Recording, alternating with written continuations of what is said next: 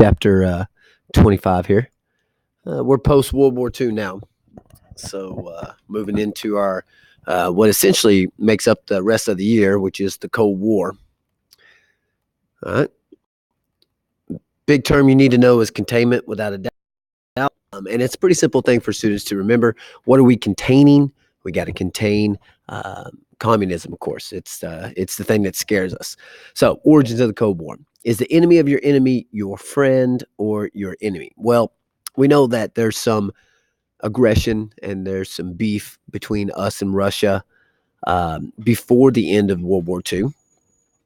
Some of this gets aired out there at Yalta, at the Yalta Conference, which was the last meeting of the big three: FDR, Winston Churchill, and ours. And I think, yeah, that's still FDR, and Stalin, of course.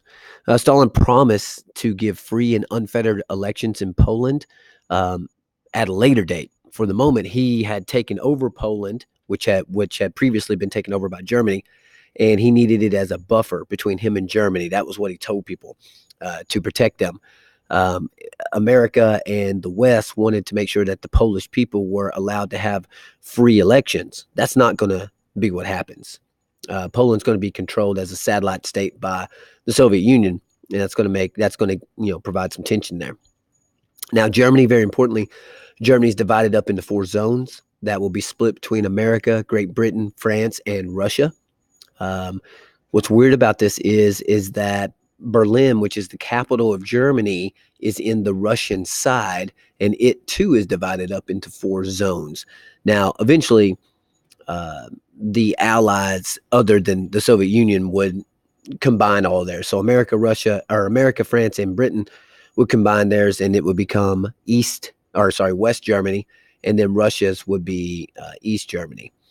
The United Nations was also agreed upon as an international peacekeeping body.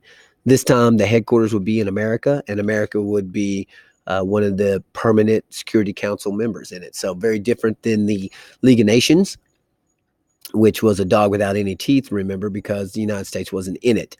This time, America's not sitting it out. It's not going to be a period of isolationism following this war like there was in World War I. The next important conference that happens is Potsdam. By this time, FDR has died, and he is replaced by Harry Truman. Stalin has basically lied. He's gone back on what he said as far as allowing Eastern European countries to vote for their own leaders. He installs puppet leaders in all of these Eastern, what becomes known as the Soviet bloc.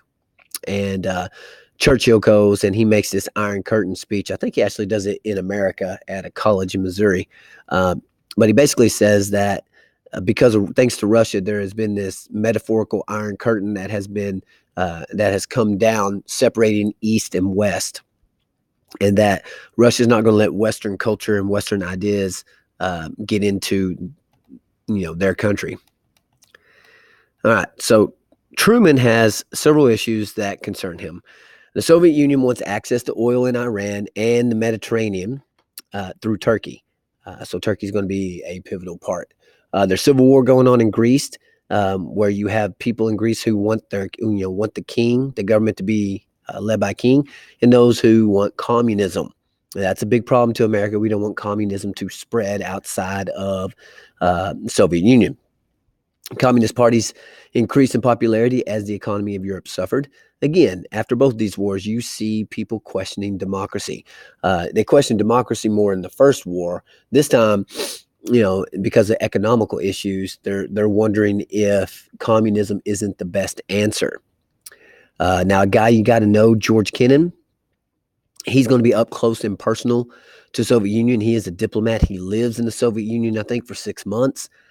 He is incredibly frightened by them, and it's because of his letters and notes back to the United States that the policy of containment comes into being.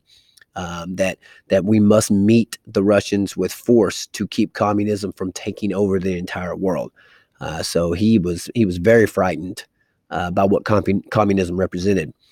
So we get another policy you have to know, Truman Doctrine, which provided $400 million in aid to Greece and Turkey to resist communism.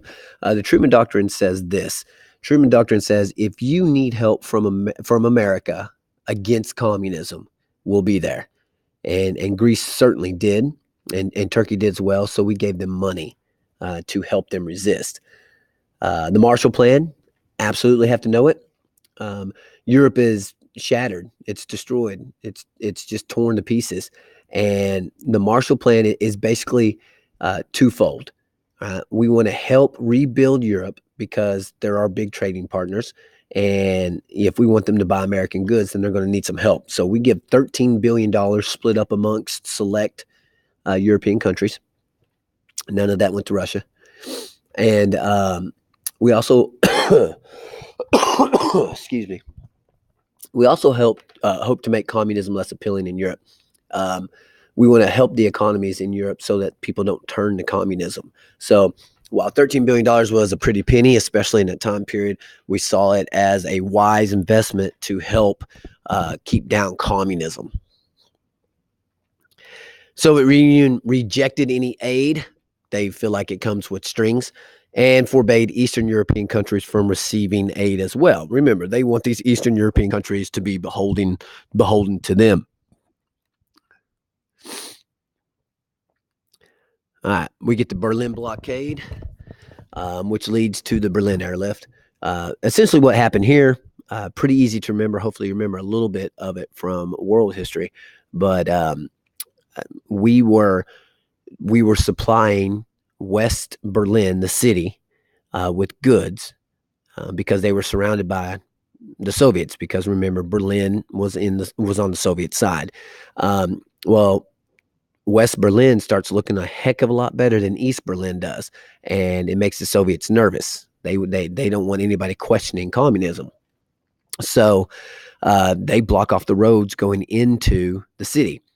And so now Western Berlin is in a place where they're struggling. And so we have to choose what we're going to do. Are we going to meet Stalin with violence to open up West Berlin? Instead of that, we ought to go with the Berlin airlift. And basically a plane touches off and lands every 2 minutes. We do this for about a year, where we just food drop and supply drop to West Berlin to keep those people doing good. And really it just makes Stalin look silly. All right, another big important one. There's a lot of terms from this chapter that are very important. And North Atlantic Treaty Organization is a big one, still relevant today. NATO, peacetime alliance, where an attack on one is attack on all. In the beginning, there were 11 countries involved in it, such as Canada and Britain and France and places. And so what it was meant to be was a deterrent to Russia. So if Russia decided to have aims on, say, France or Britain or something, then that means that they were attacking the United States of America, and that Canada and all these other countries belonging to NATO would fight them. Now, this happens in 1949. It would take a little bit, but the Soviet Union does end up responding in 1955 with their own Warsaw Pact, which was made up of Eastern European countries. To be honest, these two pacts are not equal. The Warsaw Pact does not have near the power that NATO does. So NATO does this job as far as keeping Soviet aggression down for the most part. All right, National Security Council Document 68, NSC 68. It paints the Soviet Union even more starkly than Kennan did as far as a dangerous enemy. And this leads to an arms race that's going to last for the next 50 years. We're going to be building nukes and better nukes and tanks and planes and better planes. Now, China is a place that's been going through a long civil war, if you remember from world history, where Mao Zedong's communists were pitted against Chiang Kai-shek's nationalists.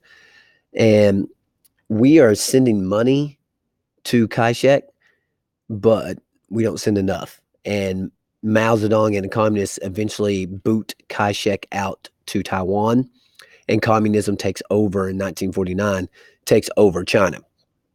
So Truman, who's a Democrat, gets hammered politically for losing China to communism. Now you look at a map and you got enormous Russia that's red. Now you got large, very large China that's red. And it looks like communism is spreading and taking over the world. So people are not very happy about losing China. Soon after the Korean War, so we're only 5 years out of World War II, and already we have another major conflict. And this time it happens to be over Korea. Korea is divided at the 38th parallel. North Korea was about communism. Southern Korea did not want communism.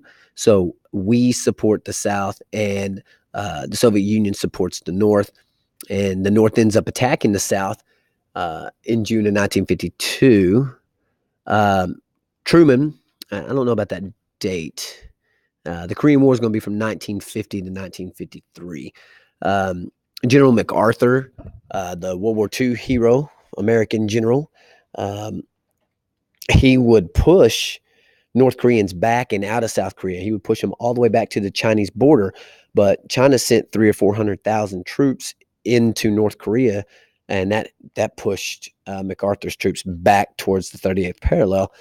So he was enraged about this, and he wanted to nuke China, and he, basically begged and demanded that Truman let him nuke China, and Truman refused, of course, because he was worried about conflict with the Soviet Union about nuclear war. Korean War, it was a little bit unique. It was fought without congressional approval. The Korean War technically was a NATO war, but 90% of the troops were American. Because remember that Congress has to declare war, and they didn't. So you had some issues there. You had African Americans fighting, but they're still fighting in desegregated units. And the war would come to an end in 1953, along the same times that Dwight D. Eisenhower would become president of the United States. You get the Munich analogy during this time period, which basically was the fear of appeasing Russian leaders, because we saw where that got us with Hitler, when the British had appeased Hitler, and it took us into this just scary World War II. And so the fear is that if we appease Stalin and these Russian leaders, that a World War III would happen, which would be even worse because now we have nuclear weapons. Cold War liberalism was the preservation of New Deal programs, as well as containment policy. So, you're still getting Social Security and you're still getting some relief and reform items, but we have a foreign policy of containment. So domestically speaking, New Deal programs continuing, but our foreign policy is very much anti-Russian. Many union members went on strike post-World War II. You had a couple years, the few years, late 40s were a little rough as people were coming back from war and adjusting to a non-wartime economy. You got the Taft-Hartley Act, which outlawed the closed shop and allowed right-to-work laws. Basically non-union members could work in union jobs. So you didn't have to join the union. If it was a job where most of the people were in the union, you still didn't have to join. You couldn't be forced to join. 1948 election, Democrat Party split. So you typically know how that goes, but this is one of those rare ones. The Dixiecrats nominated Strom Thurmond on a segregationist platform. Strom Thurmond was a very long time congressional member. I think he served until 100 years old. I think he was there forever, but he was racist, and he's running on a program that would keep the South segregated. Whereas Truman was more of a desegregationist. He's trying to, the war changed his opinion on a lot of things, and he's trying to break up segregation. Everybody thought that Truman would end up losing to Dewey because of the split in the party, but he did narrowly defeat Dewey. So usually third party is going to kill you, but Truman just makes it here.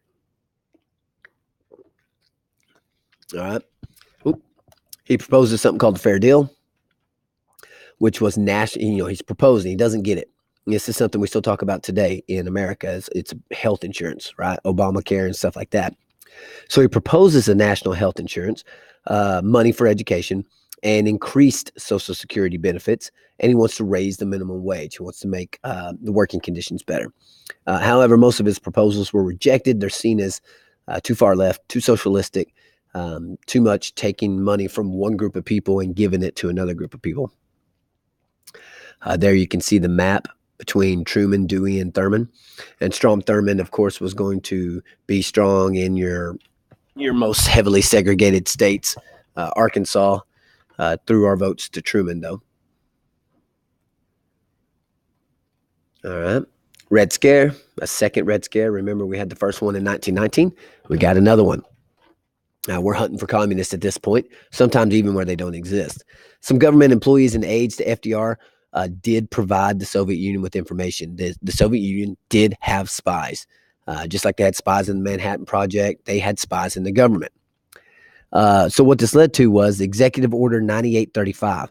Government employees could be investigated for subversive activity, basically a breach into their privacy.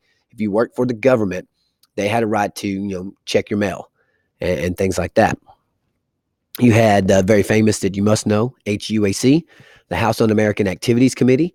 Richard Nixon, who would later on, of course, be a Republican president, was a prominent member of this. They held public hearings on suspected communists. They're most famous probably for the Hollywood 10. Hollywood was full of liberals, and liberals were closer to communism than Republicans were, and so they became targets. Some Americans felt like Hollywood was trying to push a communist agenda on its viewers to basically indoctrinate the people watching the movies. Alger Hiss was convicted of perjury, lying, ended up spending 5 years in jail. He's one of these Hollywood 10. The Hollywood 10 people refused to basically turn people over. Like they would go to people and say, hey, who do you know that used to go to socialist gatherings and stuff like that? And they would send out blacklists. This person is a communist, so don't hire them for your movie, things like that. There were a lot of people that saw this as a massive witch hunt by the government. And speaking of witch hunts, that led to, probably the worst witch hunt in American history, and that was McCarthyism. Accused over 200 government officials of being Communist Party members. Joe McCarthy was a low-ranking, nobody senator from Wisconsin, and he figured out one day that if he came in with a stack of papers, freaking out and telling people that he has names on his list of communists working in the United States government, that he got fame and that he had power. And he basically manipulated people with these lists that he never showed anybody. He's usually targeting Democrats. So he uses this as a weapon. However, thankfully, McCarthy would eventually go too far with his attacks, and he made the mistake of going up against the United States military. This was filmed on TV. It made him look like the bully that he was, and it did not end very well for him. He would actually be censured as a congressman until his term was up, and he died a couple years later, basically broke and a drunkard. So it didn't end well for McCarthy, but he ruined a lot of people's lives. So it was sort of like karma there. Politics of Cold War liberalism. Modern republicanism wanted to moderate the New Deal programs. We're not in the Great Depression. We don't need that much reallocation of wealth and that much government intervention. I remember Republicans are wanting to pull the government out of everyday lives. Now, Dwight Eisenhower was a moderate. He, technically speaking, was a Republican. He ran as a Republican, but he was not a politician. He was a military man, and he was willing to work with Democrats. He was willing to work with Republicans. He's going to be a 2-term president, pretty good one. And he really just made the best decisions that he could. He was very bipartisan. Now, he pushes forward something called a new look defense, and he's going to build up under his watch, the military is going to build up, but it's going to be a different type of military. Not as many men and more focus on airplanes and bombers. It's under Eisenhower that we get the new atomic bomb, the hydrogen bomb, which is much more powerful. There's also the threat of massive retaliation. and the United States says that they would respond with more force if they were attacked. So if you hit me, it's going to come back on you tenfold. Was basically what we put forward to the Russians and let them know. Revolutions in third world countries. We typically see that as the Soviet Union going in there and stirring up trouble, that they were pawns of the Soviet Union. So we get another organization that goes on, the Southeast Asia Treaty Organization, SEATO, which is basically just the Asian version of NATO. Again, the Soviet Union is being painted as the big bad wolf, and they're scary. They've already got China, and so they have a huge population and huge amounts of land that are communist red. Truman and Eisenhower sometimes supported repressive governments as long as they were anti-communist, and that's kind of where America goes bad. We hated communism so much and we feared communism so much that we were willing to support bad governments in some of these smaller countries. The CIA, the Central Intelligence Agency, which was a new agency created during the Cold War, overthrew Mohammad Mossadegh, who was elected in Iran, and Guatemala's elected leader too, because they were communist. We didn't want them, so we had them overthrown. This will get us in trouble in Vietnam here in a few years as well. There's Vietnam right there. Vietnam once belonged to France for a long time, but the Vietnamese after World War II are going to win their independence from France. Ho Chi Minh was the communist leader who's trying to unite North and South Vietnam. Dien Bien Phu was the Democrat, if you will, leader of the South. Unfortunately, and he was backed by America and Western countries, but he wasn't very good to the people. Ho Chi Minh was a little bit better to the people, and so he had a little bit wider appeal. The Middle East, Israel becomes a country, I think, in 1948, and they are immediately recognized by the United States. However, this will create a lot of turmoil because they are a Jewish state carved out of an Islamic area. But they needed a safe place for the surviving Jews from the Holocaust.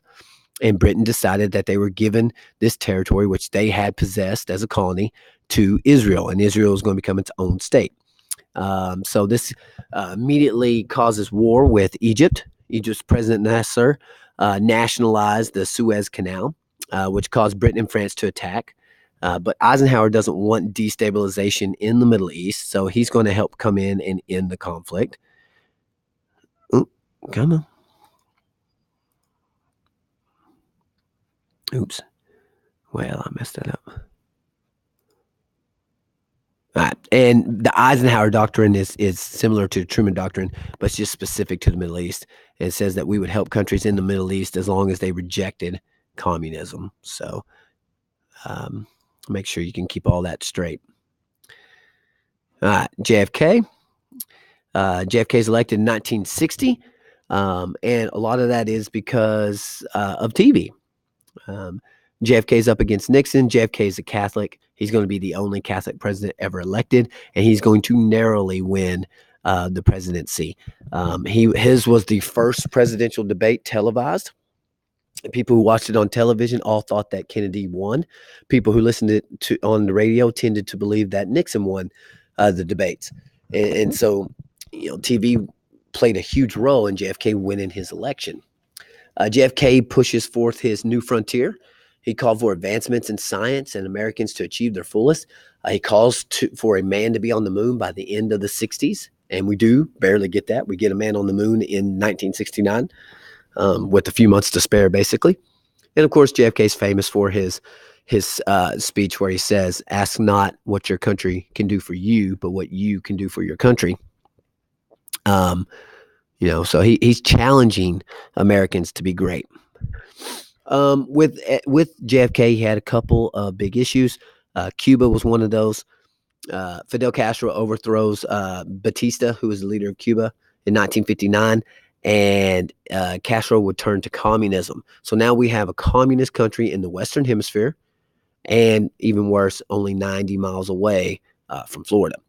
So JFK makes the mistake of supporting the Bay of Pigs invasion. And what we did was we took Cuban refugees who had escaped We train them, we send them back with the idea that they would overthrow Castro, but they get demolished, and they basically turn it over as they tell everyone that we trained them. We were trying to be all hush hush about it and secretive. Nikita Khrushchev is the Soviet premier. He's the leader after Joseph Stalin's death. And he begins constructing the infamous Berlin Wall in 1961, and that was to keep East Berliners from fleeing, from leaving the city. So you have a great city if you have to build a wall to keep people from leaving, and that's really what happened. 1962, you get the really terrible Cuban Missile Crisis, which is the closest that America and Russia ever came to having war against each other. We'll watch a video about it in class that'll give more detail. But essentially, at the end of it, even though we were basically one vote away from nuclear war, the United States would agree to remove missiles from Turkey in exchange for the Soviet Union removing their nuclear missiles from Cuba. So basically, neither country is under gunpoint now. There is the TV debates with Kennedy on the left, and then Nixon on the right. And then there's the Bay of Pigs, where it all went down there in Cuba. All right. Domestically speaking, Kennedy's probably greatest accomplishment was his Peace Corps, which was a 2-year commitment by Americans to volunteer in third world regions. That you volunteer for the Peace Corps and you go travel to Africa or Asia or South America or something, and you help teach. You help people learn how to fish and how to farm and things like that. Meanwhile, you're helping promote America. It's giving us a good image, and you're promoting democracy. Unfortunately, a couple years before all this goes down, 1957, this is during Eisenhower's administration, the Soviets accomplished Sputnik. Sputnik is the world's first satellite, the first object that has left the Earth and gone into space. And it freaked us out. And Americans thought we were falling behind. A few years later, 1961, Yuri Gagarin became the first man in space. And again, it feels like we're getting left behind by the communists. So what's that do? It leads us to spending a lot more money on science and education. We've got to catch up to, and I'll pause for just a second here. Okay, I'm back. So a reminder that this is the space race, and that the Russians really start off just kicking our butts in the space race. Pretty much the only thing we'll beat them in is actually landing the man on the moon. Other than that, they beat us pretty much every aspect. But it does lead us to emphasizing science in education a lot more, because we are afraid that we are going to be left behind. All right. So JFK is going to increase military aid to South Vietnam. This is something, and JFK is a Democrat, but and the Republicans both sides have to be Cold Warriors. Both sides have to be against communism. It's political suicide not to be. But the Republicans are more anti-communism than the Democrats are. But still, JFK is going to he's going to send military aid and advisors to South Vietnam. No troops yet.